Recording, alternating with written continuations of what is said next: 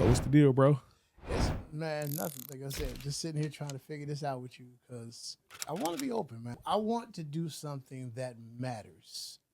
And like we were talking about a minute ago, doing the stuff on TikTok, that's all fine and dandy and it's cool and everything's good. It is funny and it's just like, hey, I'm recording videos. I type out a couple of words, I hit send, and that's good.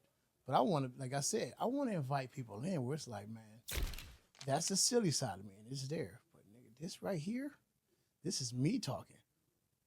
But then it's like, if you shit on me, that's gonna hurt. Because when you put your emotions into something, it hurts. If somebody, and like I said, we're talking football. You put that helmet on, nobody can see your face. You run a play, run 2 or 3 plays. Once you get back to the field, how it used to be, you get off the field, you walk in the locker room, nobody knows what you look like, nobody knows what you sound like. So you're pretty much under that veil of security. I'm trying to shed my security. And that's the scariest thing I can think of. But it feels like it'll be the most beneficial because everything that's ever scared me has made me feel like, man, this is worth something. From go playing sports to me getting back with my girl after 20 years and reconnecting with her and having children. It's like, dude, if I can reach out and touch someone, but also leave a living, breathing video and this is what your dad is. Yeah. This is who I was. Yeah. So even if, like, even Superman's daddy did it. Think about that. The Force of Solitude, his dad had a Force of Solitude with crystals, nigga. And he popped in, boom, Kal-El. I'm your father. This is what it is. I'm like, it's Superman. They got, everywhere you look, there's someone saying something to them, leaving something for their people, leaving something for the world. I may not be the person that, what did he say? Martin Luther King said, I might not get you to the mountaintop, but hey, I helped you get there. I help you. Yeah. I pointed out. I may not be there with you, but I Got you through the valley. There, hey, all this was taken care of. So when you came running through, this is the street here now. That's not the woods, and that's my thing. So dig this. It sounds like you have more reasons to do it than not to do it. So what difference would it even make? Well, who cares? As far as who cares how you sound, how you look, if you sound stupid.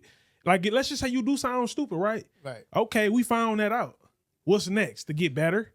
But the person who is pointing his finger, that's all he doing. He not even doing no work. He just analyzing. Right, yeah. And he's analyzing, pointing. I guess it's more of the fear because it's like, okay, when you sit there, you're used to living in like, oh, okay, I can do this behind the scenes. I can do this, and they can see me. They can see some of my thoughts, but it's not really me. But then it's like when you put your heart into something, no one wants their heart broke. And that's a part of the game, though. This is true. That's why I'm here. Because I'm like, look, my first step was like, I need to talk to Mike. I said, look, I'm going to call this man. I said, I'm going to talk to him. You said be here at 4:06. I'm going to hear at 4:06. Like, let's get it. Because I need to be like, hey, what, you going out with your lady and doing your thing and having a good dinner? Whatever you tell me, I'm about to go home and just let me play with this. Let me see what this is. Let me try this. Like, I already took it to post once a week. And I'm already in my head. Like, I got my calendar book at the house. I'm about to put it in the calendar. Like, hey, you said Thursday. I'm going to steal the Thursday idea. That right there, that's been jacked. That is my thing now. Like, hey, I'm going to start something. I want to learn how to edit. So on next Thursday, I'm going to be like, boom. Guess what? Boom. Even if it's stupid. And that's what I have to get to. I'm trying to get to. And it's one of my biggest fears is because I'm used to being loved and I'm silly. You've talked to me. I kick it with everybody. I'm humble. Let's come in. But I never really exposed myself on a large level where it's like, hey, anyone is free to come in and be like this or that. And like you said, it makes sense. It doesn't matter because it's not for them. My reasons outweigh my fears. Just got to figure out how to get that in my head consistently because, self-doubt is big, man. It is. Self-doubt is so big. Even with my own family right now, I know my family, my kids, and everybody across the street, I'm going to walk in the house, it's going to be love. But I'm going to walk in like, hey, are my kids doing the right thing? Do my stepdaughter, they're my daughters, but they're my stepdaughters. Do my stepdaughters really buy in and do they know I love them? Do my boys know, hey, this is daddy, he knows love me? Does my girl know, like, hey, even though I mess up, there's never malicious intent. I'm always trying to do my best. And that's where it comes in because every angle is like, oh my God, do you know? And I want you to know. want you to understand. And I had a long time with a psychiatrist where I couldn't express my feelings. Mm. So now I have to continuously be like, hey, I'm feeling this. And if I'm feeling this, what are they feeling? And it doesn't always work. And it's sad because when it doesn't work, it's hard. It's like, damn, I fucked up. Sorry, I didn't mean to cuss. No, you good. It's like, I did this. This is me. My girl being upset with me. She may take it overboard, but I started this ball rolling. And that's my whole, and mentally, I'm constantly boom, boom, boom, boom, boom. And pretty much it's just more of like, hey, learn your feelings, learn your emotions, learn to accept the serenity prayer. Give me the strength to change what I can, accept what I can't.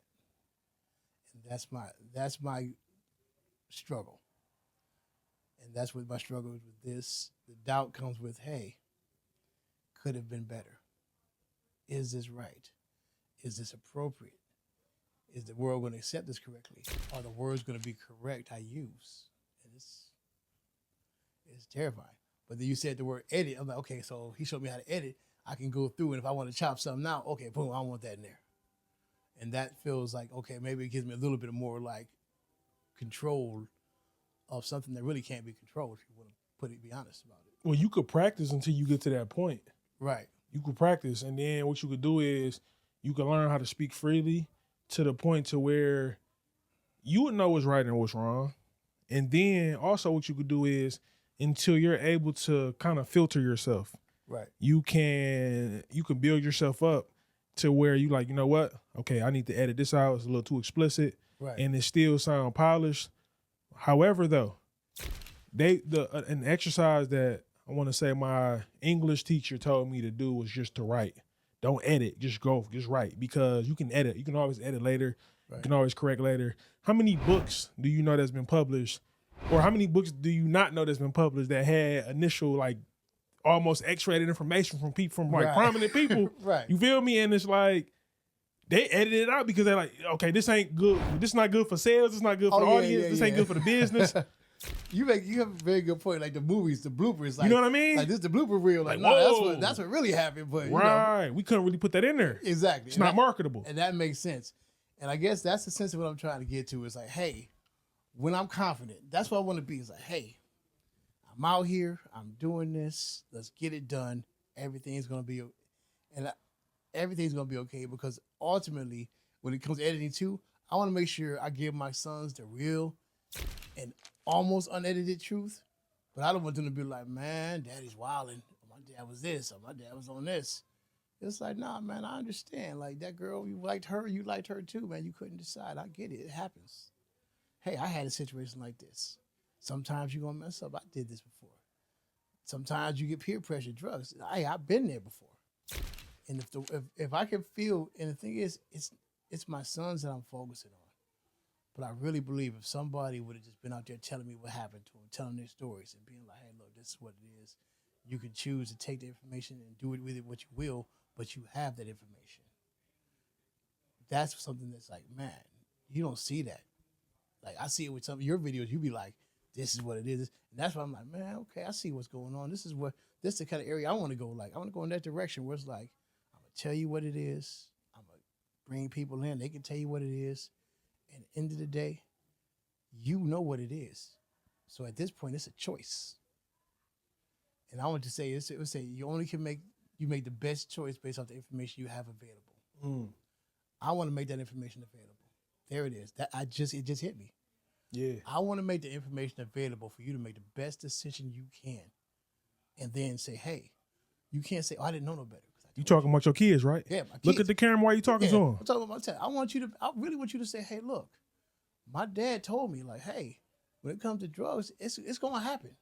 You're gonna fuck. I want you to fuck. I don't want you to just fuck up. I want you to fuck up big. I'm talking about when they say you fuck up. I tell you my favorite saying, and my cousin said, if I fall off, I'm gonna fall the fuck off. But I'm gonna have the best intentions when I do. And that's what you need to do, realistically. Just fall the fuck off. Because sometimes you're not going to fall off when you go. You may jump, next thing you know, you catch the wind, like, oh, I'm out here. I'm good. I've made it. I was scared to do that. I thought I was going to fail, but I didn't. And That's what I want for you. And that's what I want for the world as well. Because I want not just my kids. Mike, you have kids. I want them to say, hey, look, Mike, you like, hey, Mom, let me play this video for you. My nigga was talking about this. I had this experience. We'll play another video. My friend had this experience. We talked about it, and this is what you need to do. And at the end of the day, if you do that, you're better for it. Yeah. But that actually felt good, you know? Yeah. That felt very therapeutic right there. Like I'm actually in this chair made me feel like a therapist chair, honestly. Because I'm sitting here just having revelations as I'm talking to you. Like, man, I want you to be the best version of yourself. But I want you to be, if you're going to be bad, be the worst. But then be able to explain your actions. And that's the whole in and out of it. Do what you got to do. Make mistakes. Fuck up. Fall off. But be able to explain yourself and take accountability for your actions. And that's all you have to do in life. Because what's from the heart reaches the heart. And a Reverend Davis from First Missionary Baptist Church, he passed, God rest his soul. He always told us that. What's from the heart will reach the heart. So reach out. That's where it is. And that's what I want to do with these videos. I want to reach out. My question for you would be, are you ready to be not liked from the content that you're putting out? That's the $1 million question. I feel like. Hold on though. Let me sauce it up. Are you ready to be misunderstood by your family, by your kids? What daddy talking about? Even though you're trying to get a message to them, are you ready to be misunderstood and not liked? Or why he talking about that? He ain't making no sense. Are you ready for that? You know, I feel like I am, because if you want to be real, if you want to be authentic, you want to really get your truth out, I'm starting to feel like you can't care what people think about what you're saying as long as you're telling what you really feel needs to be told. Because if they told a story about the Bible and they left out Moses, you'd be like, well, it sounds good, it's a nice story, but whatever. And that feels like the whole situation where it would be like, hey, if I told you this story, but I'm not honest to say, hey, yeah, your daddy was he was a chick, she was a hoe. I know I shouldn't have been there. I was at a party I shouldn't have been at. If I don't tell you that truth, the story's not going to make sense, and you're going to be like, something's wrong. Or I'm going to send you down a path, and you get ambushed because you don't have the information. So I guess I am ready for that, because I don't want to leave anything out that might be pertinent. You be like, hey, my daddy told me about that. Hold on. That hoe ain't loyal. Oh, hold on. Don't drink that. Hold on. You want to go there? And I think I am. And I'm working on the fear. I'm working on it. To answer that. Okay. You got any last remarks? Man, my last remark is, in about a year from now, I'm going to link back up with Mike. I'm going to go back up with you. And we're going to have a conversation similar to this. I'm going to tell you I made it. Yeah. That's where it's going to be. Yeah. That's my vow to me, you, and my kids. Okay. Tell the people your name. My name is Larry Lamont Turner II. I say that proudly because my dad is a great man. Yeah, so we appreciate you, man. We appreciate your heart. We feel like you really gave the people what they needed to hear. We even feel like you gave some of the people who didn't even know that they needed to hear some of the information. Like, oh, man, that's what I was looking for. Right. You know, they looking at the title of the video going, this is what I'm looking for, not even knowing that they getting ready to gain a whole nother perspective. Right. I heard a song once that said, you're the best thing I never knew I needed. Yeah. And that's what I hope I can be. And honestly, if you don't like it, man, you know, that's okay. Yeah. I think that's where I'm trying. Listening to you talk and just sitting here, and honestly, I've been relaxing. The phrase, that's okay, came to me. Like, you know, you didn't like it? That's okay. You misunderstood me? That's okay. Man, I appreciate this, man. This felt good. No doubt, bro. I want to say one more piece, man. You know, this just kind of came to me. So even with my content and with the journey that I'm on, it's just me and you in here, bro. Right. You feel me? Exactly. Ain't nobody else in here. And it's just me and you on the cam. Oh, yeah. Can't nobody come in here and go, why would y'all do that? How could y'all stupid? This will never work. It ain't even been released yet. Exactly. You know what I mean? So it's like, do it really matter? Right. But I guess to the point where you're saying, like, I get that. That's so true. I guess it's the posting part where it's like, all right, like right now, I'm happy that I won't know when you put this up. So I can be like, all right. So I'm going to be watching. Like, okay, he put it up. And I can say, even when it does go up, everything I said is how I really feel. Yeah. And that felt good to say. For sure. But yeah. Well, I appreciate your time, Mike. Hey, man. Your lady out there, she opened the door, but you better get ready. You don't get me choked up by two women because my girl probably at the door too. Like, I know this nigga ain't over this deal. Hey, man, and we appreciate you, man. And before we let you get up out of here, But,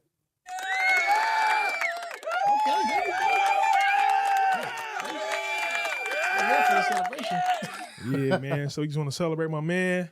First time he was able to get this off his chest in a while. So yeah, man, we're gonna be tuning in to Larry, y'all. Yes, man. Please, Mike, keep doing your thing because I'm gonna need you in this long run. You're my guru. Hey, man, you my guy, man. We need each other, bro. It's all a team. That's all it's gonna be. Appreciate you, bro. Appreciate you too, Mike.